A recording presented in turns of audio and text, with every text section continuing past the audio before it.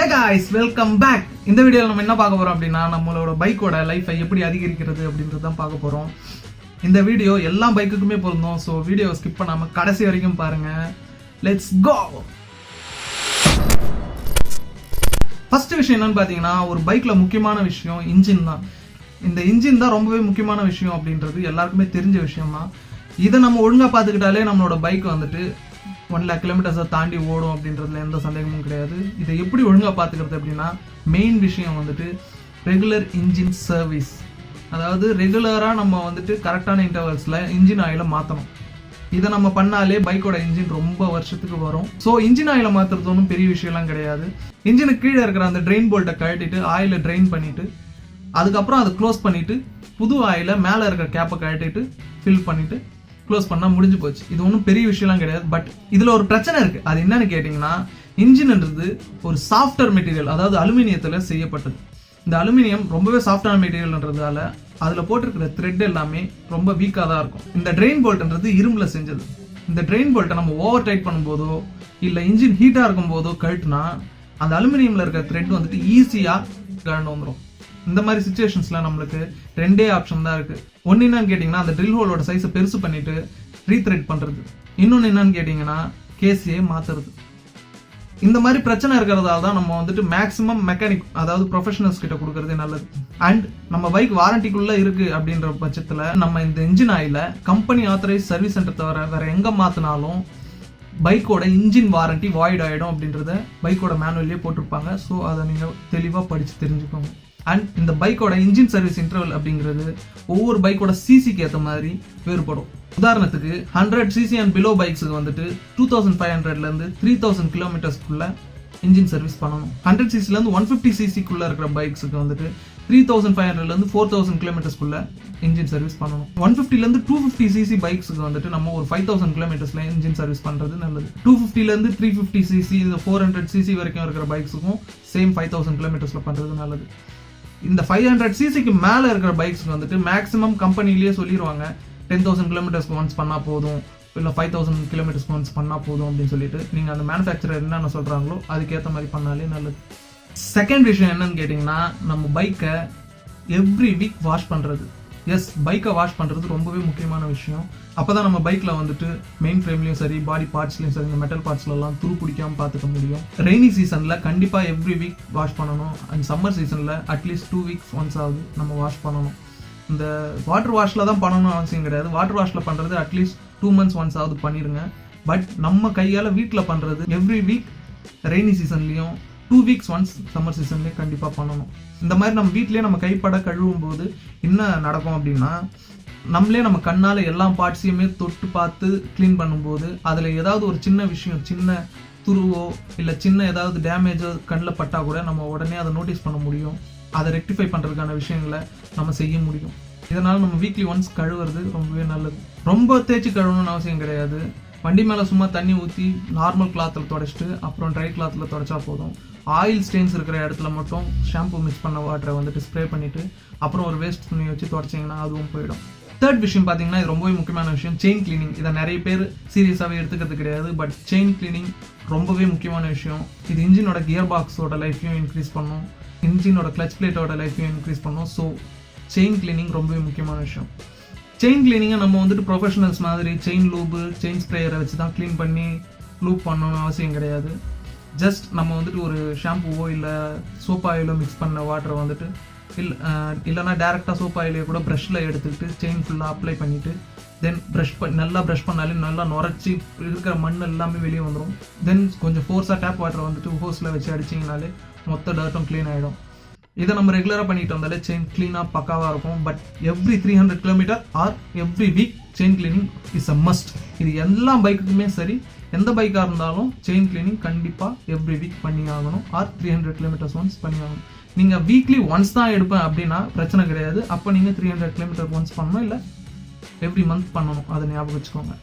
And chain லூபுக்கும் சரி gear oil use பண்ணாலே போதுமானது. உங்களுக்கு 1/2 liter வந்துட்டு 120 ரூபா 130 ரூபாயிலேயே கிடைக்கிது கியர் ஆயில். அது 90 கியர் ஆயில். அது எந்த ஆட்டோமொபைல்ஸில் கேட்டிங்கனாலும் கிடைக்கும். ஸோ 90 கியர் ஆயில் இதை கேட்டு கூட நீங்கள் வாங்கிக்கலாம். இல்லை உங்ககிட்ட காசுக்கு பிரச்சனை இல்லை அப்படின்னா நீங்கள் செயின் லூபே வாங்கி அடிச்சிக்கலாம். ஃபோர்த் பாயிண்ட் என்னன்னு கேட்டிங்கன்னா பைக்கை கழுவும் போது பிரேக்ஸையும் சேர்த்து கழுவினா, ஐ மீன் டிஸ்க் பிரேக்ஸையும் டிஸ்க் பேடில் ஹோஸை வச்சு தண்ணியை நல்லா ஃபோர்ஸாக அடிங்க. அந்த டிஸ்க் பேடோட கேப்லலாம் தண்ணியை நல்லா ஃபோர்ஸாக அடிக்கிறது நல்லது. ஏன்னா அங்கெல்லாம் நிறைய டஸ்ட் அண்ட் கிரெயின் வந்துட்டு செட்டில் ஆகிருக்கும். அது வந்துட்டு உங்களோட பிரேக் டிஸ்கை வந்துட்டு சீக்கிரமாக டேமேஜ் பண்ணி தேய் வச்சிரும். அப்புறம் நீங்கள் பிரேக் டிஸ்கை தான் மாற்றி ஆகணும். ஸோ அந்த இடத்துல நீங்கள் நல்லா வாட்டர் வச்சு ஃபோர்ஸாக அடிச்சிங்கன்னா உள்ளே இருக்க தங்கி இருக்கிற டஸ்ட்டெல்லாம் வெளியே வந்துடும். அதுவும் பத்தலைன்னா நீங்கள் ஷாம்பு வாட்டரை கூட அடிக்கலாம், ஒன்றும் பிரச்சனை இல்லை. அடிச்சுட்டு தென் நார்மல் வாட்டரை வச்சு நல்லா ஃபோர்ஸாக அடிச்சிருங்க. பட் தண்ணி அங்கே செட்டில் ஆக விடாதீங்க, அதுதான் ரொம்ப முக்கியம். அண்ட் ட்ரம் பிரேக்கை பொறுத்த வரைக்கும் ரெகுலர் சர்வீஸ் ஒன்ஸ் அவங்க எடுத்து எம்ரி ஷீட்டை போட்டு தேய்ச்சி மாட்டுவாங்க, அதுவே போதுமானது. 5th பார்த்தீங்கன்னா கொற்ற மழையில் உங்கள் பைக்கை மேக்ஸிமம் நிறுத்தாதீங்க. ஏன்னு கேட்டிங்கன்னா என்னதான் பைக் வந்துட்டு வாட்டர் ரெசிஸ்டன்ட் அப்படி இப்படி சொன்னாலும் நீங்கள் மழையில் ஓட்டிகிட்டு போனாலும் கொற்ற மழையில் நிறுத்தும் போது என்ன ஆகுது அப்படின்னா மழை தண்ணி வந்துட்டு பைக்கில் நிறைய பார்ட்ஸில் அப்படியே தேங்கி நிற்கிது. எக்ஸாம்பிள் இந்த வீல் ரிம்ஸில், அப்புறம் வந்துட்டு ஹேண்டில் பார், அந்த சின்ன சின்ன இடுக்கலான பகுதிகளெல்லாம் தண்ணி தேங்கி நிற்கும். அந்த இடத்துலலாம் ஈஸியாகவே பெயிண்ட்டை சாப்பிட்டு துரு பிடிக்க ஆரம்பிச்சிடும். ஸோ கொற்ற மழையில் பைக்கை நிறுத்துறது அவாய்ட் பண்ணிக்கோங்க. மேக்ஸிமம் ரெயின் கவர் இருந்தால் ரெயின் கவர் போட்டே பைக்கை நிறுத்துங்க. சில சமயம் நம்ம பெட்ரோல் போட்டுட்டு பெட்ரோல் டேங்க் கேப்பை வந்துட்டு சரியாக மூடாமல் கவனிக்காமல் போயிடுவோம். அந்த டைமில் அந்த கேப்பில் வந்துட்டு கொற்ற மழையில் மழை தண்ணி உள்ளே போச்சுன்னா இன்ஜின் காலி. அண்ட் இன்ஜின் ஆயிலை மாற்றினதுக்கப்புறம் அந்த இன்ஜின் ஆயில் கேப்பை வந்துட்டு சரியாக போடுறாங்களான்னு பார்த்துக்கோங்க. அதில் வந்துட்டு ஓரிங் வரும். அந்த ஓரிங் விலகி இருந்துச்சுன்னா அதை கவனிக்காமல் போட்டுட்டாங்கன்னா கேப்பில் தண்ணி போயிடும். ஸோ இன்ஜின் ஆயில் அதுக்கப்புறம் வேஸ்ட் ப்ரௌன் கலராக மண் கலரில் ஆகிடும். அப்புறம் வந்துட்டு இன்ஜின் சீஸ் ஆகிடும். ஸோ அதையும் பார்த்துக்கோங்க. அண்ட் மழையில் எப்படி நிறுத்தக்கூடாதோ சேம் தான், வெயில்லையும் டைரக்ட் சன்லைட்டில் பைக்கை நிறுத்தாதீங்க. மேக்ஸிமம் ரெயின் கவரை எங்கே போனாலும் தூக்கிட்டு போகிறது நல்லது. அட்லீஸ்ட் வீட்டில் நிறுத்துறீங்கன்னா நேரில் நிறுத்துறதோ இல்லை ஒரு ஷெட்டில் நிறுத்துறதோ ரொம்பவே முக்கியம். மழையில் நிறுத்தினா எப்படி மழை தண்ணி பெயிண்ட்டை சாப்பிடுமோ சேம் தான், வெயில் வந்துட்டு இன்னும் அதிகமாகவே பெயிண்ட்டை சாப்பிடும். சீக்கிரமாக பெயிண்ட்டை டல்லாக்கி பெயிண்ட்டை சாப்பிட்டு ஃபஸ்ட்டாக வச்சிரும்.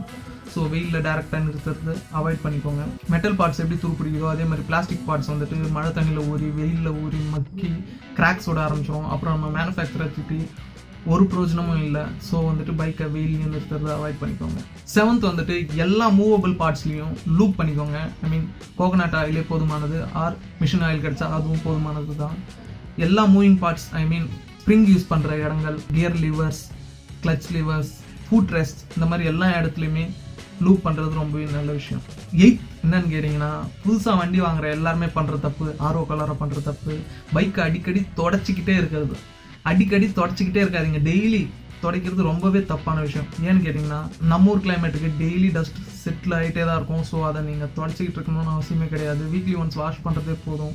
நீங்கள் தண்ணி இல்லாமல் டேரெக்டாக ஒரு துணியை போட்டு உங்கள் வண்டியை துடைக்கிறீங்க அப்படின்னா அது மேலே ஒட்டியிருக்கிற டஸ்ட்டை நீங்கள் அப்படியே போட்டு பெயிண்ட் மேலே தேய்க்கும் போது ஸ்க்ராச்சஸ் ஈஸியாக விழும். அப்புறம் அந்த மைக்ரோ ஸ்க்ராச்சஸ் தான் தெரியும் உங்கள் கண்ணுக்கு, வண்டியோட அழகே போயிடும். ஸோ டெய்லி காலையில் எடுக்கும்போது உங்களுக்கு டிஸ்கஸ்டிங்காக இருக்குது அப்படின்னா துணியை வச்சு தட்டி விட்டிங்கனாலே மொத்த டஸ்ட்டும் பறந்து போயிடும். ஸோ தொடச்சிக்கிட்டு இருக்கணும்னு அவசியம் கிடையாது. டெய்லி காலையில் தூசு தட்டிட்டு வண்டி எடுத்துகிட்டு போங்க போதும்.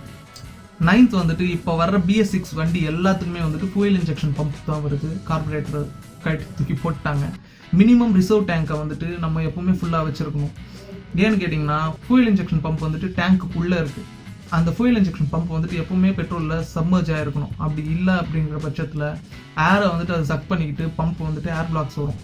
எப்படி நம்மளோட போர் பம்ப் வந்துட்டு ஏர் பிளாக்ஸ் வருதோ சேம் தான், அதே கான்செப்ட் தான். ஸோ வந்துட்டு மினிமம் ரிசர்வ் டேங்க் கெப்பாசிட்டியை மெயின்டைன் பண்ணுறது ரொம்ப நல்லது.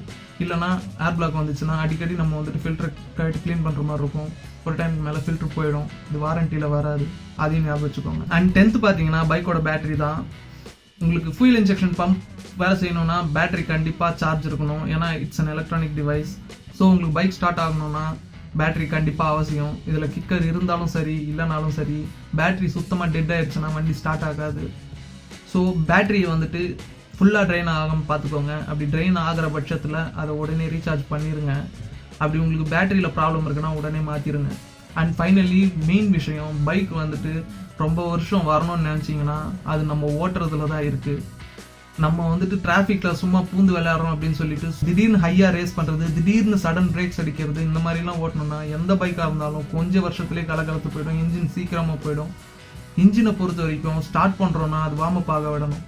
ஸ்டார்ட் பண்ண உடனே ரேஸ் பண்ணக்கூடாது. அது வார்ம் அப் ஆகி இன்ஜின் ஆயில் சூடாச்சுன்னா தான் இன்ஜின் ஆயில் நல்லா பெர்ஃபார்ம் பண்ணும். ஸோ இன்ஜின் கொஞ்சமாவது வார்ம் அப் ஆகிறதுக்கு விட்டுட்டு அதுக்கப்புறம் தான் வண்டியை நம்ம மூவ் பண்ணணும். இது எல்லா பைக்ஸுக்குமே பொருந்தும். ஸோ வண்டியை எடுத்த உடனே முறுக்கிறது இன்ஜினுக்கு நல்லதே கிடையாது. அண்ட் வண்டியை ரொம்ப நிதானமாக ஓட்டுங்க. பள்ளமேட்டில் ஃபாஸ்ட்டாக ஏற்றி இறக்குறது, இந்த மாதிரி வேலையெல்லாம் நிறுத்திக்கோங்க. ஏன்னா பைக் உங்களுக்கு ரொம்ப வருஷம் வரணும்னா பைக்கை நீங்கள் ஸ்மூத்தாக தான் ஓட்டி ஆகணும். அதுதான் பைக்குக்கும் நல்லது, நமக்கும் நல்லது. So drive responsibly. உங்கள் பைக்கை நீங்கள் லவ் பண்ணுறீங்கன்னா இதெல்லாம் ஃபாலோ பண்ணுங்கள்.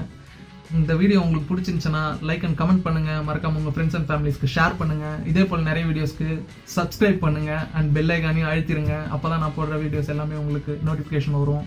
உங்களை அடுத்த வீடியோவில் பார்க்குறேன். அதுவரை விடைபெறுகிறேன். இட்ஸ் சித்து.